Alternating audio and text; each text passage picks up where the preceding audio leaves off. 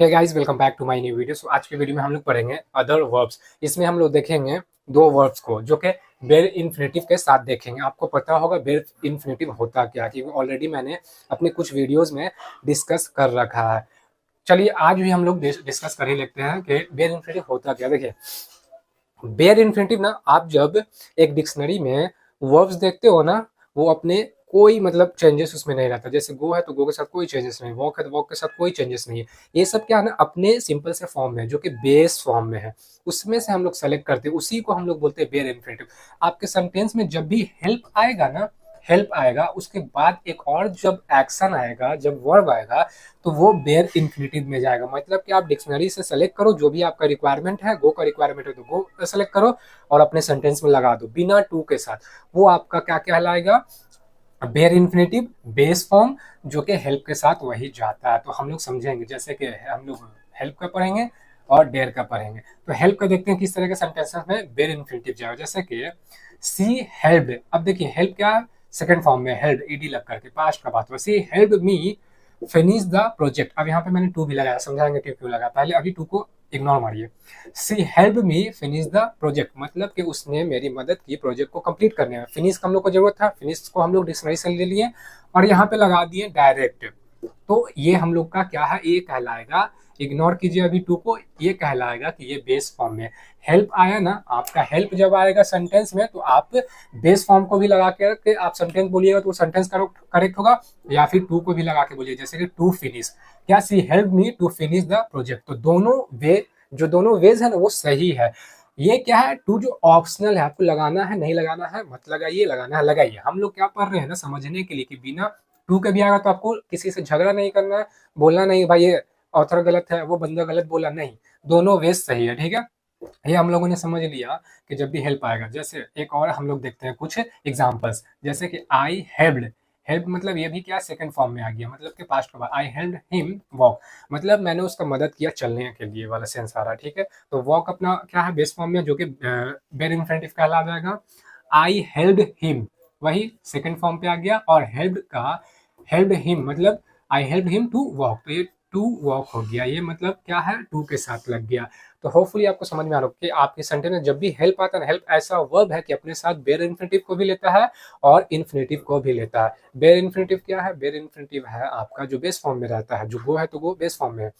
Infinitive क्या है, to के साथ जो लग जाता है, to run, to go, to sleep, ऐसे वाला। ठीक है, तो दोनों एक्सेप्टेबल रहेगा। होपफुली आपको समझ में आ गया। और चलिए हम लोग इधर बढ़ते हैं डेयर की तरफ। देखिए डेयर जो है ना, इसको स्ट्रॉन्ग इमोशन को आपको बयान करना रहता है ना, हिम्मत, करेज, साहस, वो सारा मोटा मोटी है, लेकिन मैं यहाँ पे लिखा दिया और कौन कौन से। जैसे डेयर को आपको, डेयर यूज किया जाता है स्ट्रॉन्ग इमोशंस को बयान करने के। कैसे तरह के इमोशंस बयान, देखिए फियर, हेजिटेशन, चैलेंज और प्रोपोगेशन है। ये बेसिकली उकसाते हो ना आप किसी को, आप उसको चिढ़ा दिए उकसा के, बस वो लड़ने के लिए रेडी हो गया, तो वही प्रोवोकेशन हो गया। फिर है बोल्डनेस हो गया, वार्निंग हो गया, थ्रेट हो गया, ये सब है। एंगर वगैरह भी उसमें आ जाता है। ठीक है, तो वहां पे जब इस तरह इसमें से कोई भी एक ले करके आप अपना सेंस को, अपने मतलब थॉट को एक्सप्रेस कर सकते हो डेर लगा करके। ठीक है, इसमें से कोई सेलेक्ट करो, अगर मैच कर रहा है बस आप डेर लगा के कंप्लीट करो। सेंटेंसेस किस तरह के रहे हम लोग देखते हैं, समझते हैं। जैसे हम लोग पढ़ेंगे विद निगेटिव और इंटरोगेटिव सेंटेंस, मतलब नॉट वाला, नहीं वाला, नकारात्मक वाला और प्रश्न वाला सवाल जो करता है वो हम देखेंगे। जैसे कि नेगेटिव वाला, I dare not disturb him, तो डिस्टर्ब बिना टू के है, एक्सेप्टेबल है। ठीक है, I dare not disturb him, यहाँ पे क्या है, टू नहीं लगा है क्योंकि हम लोग बेयर इन्फिनेटिव पढ़ रहे हैं ना। और देखिए यहाँ पे डेयर के साथ नॉट लगा है। ठीक है, एक चीज इसका हिंदी क्या है, मैं उसे परेशान करने की हिम्मत नहीं करता। ठीक है, ये सेंस आया। अब देखिए हम लोग, अभी पहले हम लोग देख लेते हैं। ठीक है, she dare not tell the truth. अब यहाँ पे देखिए वो सच बताने की हिम्मत नहीं करती है। मतलब देखिए अब आप, आपके मन में एक सवाल आ सकता है कि भाई ये तो डेर है और ये सी है, सी सिंगुलर है। हम लोगों ने पढ़ा कि सिंगुलर के साथ क्या होता है ना, कि मेन वर्ब जो रहता है ना, मेन वर्ब वगैरह वो चेंज होता है किससे, एस से या फिर ई एस से। ठीक है, अगर हम लोग बता रहे हैं तो यहाँ पे जैसे डेर है, अब जैसे बोलते हैं सी प्लेस, एस लगा था वहां पे क्योंकि सिंगुलर था, तो यहाँ पे भी तो सिंगुलर है, सी ही है, वहां भी सी ही था, तो सी के साथ यहाँ पे डेर्स क्यों नहीं हुआ। तो देखिए बताते हैं। पहला, ये वाला सेंटेंस, ये वाला सेंटेंस, ये वाला, ये तीनों सेंटेंस ना बहुत पहले बोले जाते थे इंग्लिश में, ठीक है। आज भी कुछ कुछ बुक्स में आपको या कोई कोई बोलते हैं, ठीक है। तो प्रेजेंट में आप जब भी बोलिएगा ना, सिंगुलर हो या प्लूरल हो, तो डेड डेड ही रहेगा, सिंगुलर के साथ ही प्लूरल के साथ। प्रेजेंट में बोलिएगा, पास्ट में बोलिएगा तो ये डेड हो जाएगा, ठीक है। और मैंने बोला कि ये क्या है, बहुत पहले बोला। और दूसरा ना देखिए, ये ब्रिटिश इंग्लिश में फॉलो किया जाता है। और डू नॉट, ये जो अभी कुछ ज़्यादा ही बोला जा रहा है, तो ये क्या है, अमेरिकन इंग्लिश, अमेरिकन लोगों के द्वारा ज़्यादा बोला जाता है।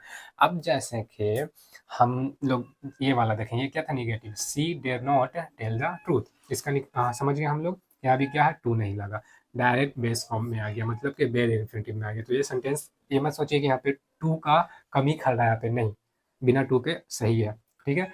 डेयर यू चैलेंज हिम, अब यहाँ पे क्या है, क्या तुम उसे चुनौती देने की हिम्मत रखते हो, यहाँ पे बोला। तो डेयर पहले आ गया, अब इंटरोगेटिव तो हम लोग बनाते हैं ऐसे ही, ठीक है। तो यहाँ पे पहले आ गया यू चैलेंज हिम।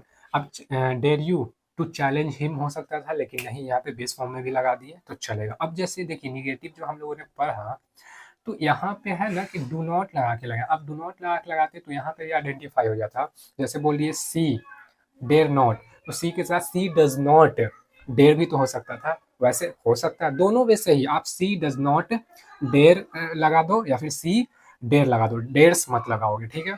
वही है आई डू नॉट या फिर आई डेयर नॉट, ऐसे भी I do not dare to disturb भी चलेगा, टू भी लगेगा, टू नहीं भी लगाइएगा तो चलेगा, एक्सेप्टेबल है दोनों, टू लगाइए नहीं लगाइए दोनों चलेगा। बस इससे ना नुआंस ये निकलता है, ये वाले से, ये वाला नोट लगा के और इस तरीके का नोट लगा के, डायरेक्ट मतलब डेयर नोट लगा के या फिर डू नॉट लगा के या फिर डज नॉट लगा के, यहाँ से सेंस निकलता है, थोड़ा एम्फेसाइज कर देता है, जोर दे देता है, फोर्सफुली वाला सेंस आ जाता है, वो वाला सेंस आ जाता है, ठीक है। उतना नुआंस पे कोई जाता नहीं, लेकिन ज्यादातर सब बोलता भी यही है।